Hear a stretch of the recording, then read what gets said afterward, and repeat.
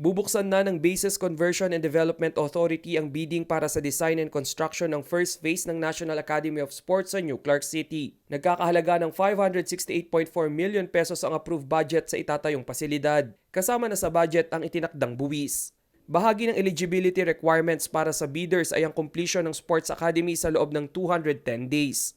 Kasama sa mga itatayo ay ang multi-sports gym, stadiums, arenas at iba pang indoor sports facilities.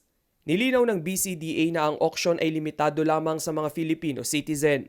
Kinakailangan din na may AAA construction license at Large B license classification sa Philippine Contractors Accreditation Board ang mga prospective bidder. Sa ilalim ng Republic Act 11470, itatayo ang Sports Academy upang magkaroon ng secondary education program sa bansa na tututok sa sports curriculum. Ayon sa BCDA, ito rin naman ang magbibigay oportunidad sa mga batang atleta ng bansa upang makapag-ensayo at maging international caliber athletes. Inaasahang sa ikatlong quarter ng taon ay mapakikinabangan na ang itatayong Sports Academy. Rainiel Pawid, CLTV News.